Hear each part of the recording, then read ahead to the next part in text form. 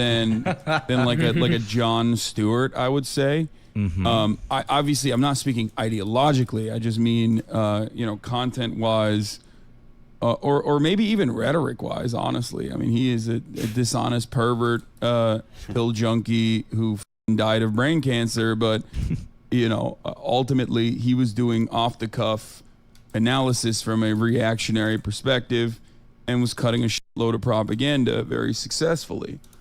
And that off the cuff, non-stop content style has been around for a while.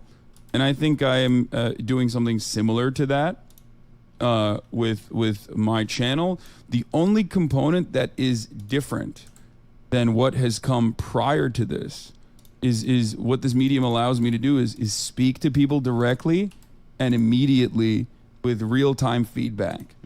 And there has never been in the history of commentary, content, whatever you want to call it, there has never been a medium that allows you to get real-time feedback from an entire audience, a stadium full of people. Yeah, I go live every day to 30,000, 40,000 people. If it's something that's relevant happening in the news, like Donald Trump getting arraigned, 60,000 people, and every single person has the opportunity to basically write something and have me in front of 60,000 people read it out and respond to it. And I think that's what makes my content very unique. I think that is what is really truly interesting about this, is that that's why the de-radicalization stuff works well, in my opinion. Well, not de-radicalization, or radicalization stuff works well, in my opinion. Nice catch. On the medium that I'm in, picking people and moving them away from right-wing politics, reactionary politics, the alt-right pipeline, if you want to call it that. The way I'm able to do that is because I know the most effective talking points, I know the most effective counters, and I can do that by directly talking to people, and others with similar perspectives can get and develop a different opinion on these subjects in real time. Basically what Hasan is saying is that he should pay his chat, because thanks to chat the show is actually good. But it's pretty incredible that people like us have found a model in which we get to put food on our table while we spread our ideas and trick the market into quite literally allowing us to grow bigger and faster by the month, so that we can proliferate more and more anti-capitalist rhetoric. The capitalist will sell us the very rope we will hang them with, blah, blah, blah. And some have been, and I proudly say deservingly, super successful at this model, such as yourselves. What's going on in San Francisco tomorrow? The Manifold Conference. JT as well, such as one day this podcast, or to an extent even now, or fucking insanely big shit like Chapo Trap House and others. Again, continuing in the line of aesthetization and all of this. I remember watching the shit show, which was the U.S. elections a few years ago through. That fight is purely fought on aesthetic grounds. We already Hey Destiny, what's going on in SF tomorrow? Also appreciate the content. Very nice. Keep it up. It's crazy. I mean, there are some people online who, like you said, Akeem, take this way, way too seriously. I tweeted out, I was complaining, I was looking for a new camera for my on-location stuff. And I tweeted my complaints about it. I'm just complaining about Canon specs. And this person in the comments shows up, why aren't you building the revolution? I feel like you and Hasan could pool your resources and viewers together. And I'm like, what are you talking about? I'm a guy with a laptop, and internet connection, and some opinions. What do you want me to do? Oh, it's so crazy, the difference in perspective we have on this. Not to self-flagellate too much, but I feel like I owe a little bit to the world in terms of my political thoughts. If I have certain political thoughts, I feel like I kind of owe it to do something with them, right? Otherwise, what are you doing at the end of the day? If you're not trying to propagate your ideas, or you're not trying to, whether it's canvassing or doing whatever for political candidates, I feel like you kind of owe it to the world, at least a little bit. The idea that these guys, their minds run to the exact opposite direction, well, who am I? What could I possibly ever, what do you mean, who are you? You guys are some of the most popular influences on the internet. What do you mean, who are you? The millions of dollars that you earn every year is not motivation to do anything? Like join an organization, join CPUSA, PSL, FRSO, whatever you want to do. Like, you guys have more collective voice than a lot of these organizations do, like, just on your own. Like, it's such a weird refusal to accept responsibility for anything. It's so bizarro. Don't look to the talking heads on YouTube or Twitch or whatever to be, the leaders of this vanguard. It's So who is? It's bizarre.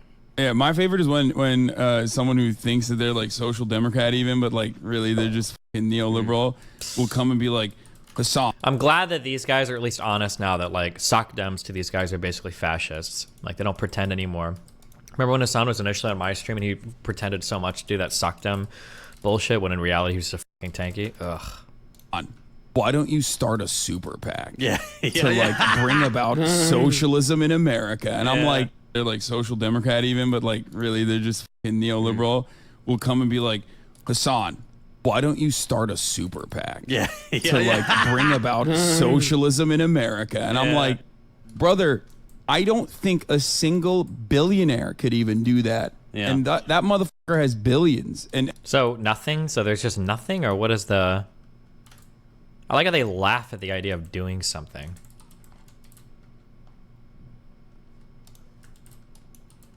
And so much power.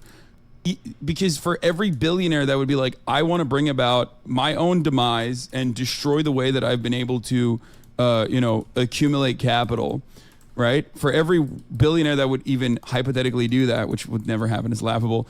There are, hundreds of billionaires that are like, absolutely not. We're going to murder you for even attempting this. Oh my God, he's so dramatic. Bro, you're gonna get murdered for starting a lefty super PAC? Come on. It's a laughable notion. Again, it's like straight up trying to adopt the most liberal aesthetics. Or what is liberal aesthetics? Actually doing something? Is that liberal aesthetics? Like, cringe. The most liberal solutions and completely misunderstanding how any of this stuff works. The wildest thing I watched randomly. I usually like watch the clips. I rarely watch the live because time zones and shit.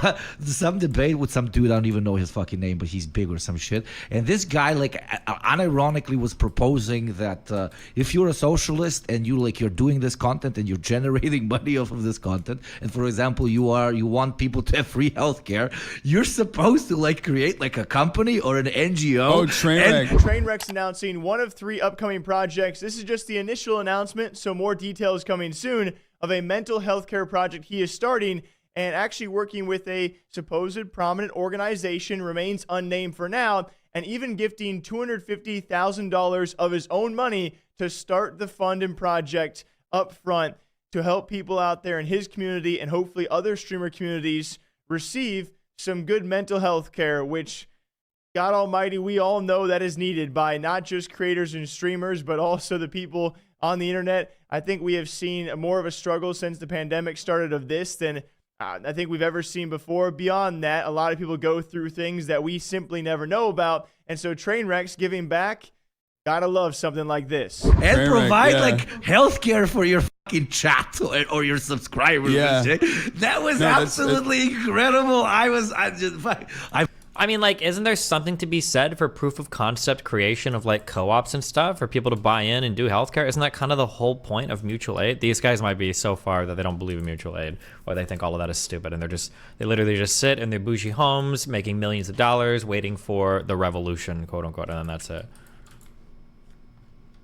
I fucking love that shit. That was like a proper it was great awesome, thing to watch but while like so many drinking. people feel that.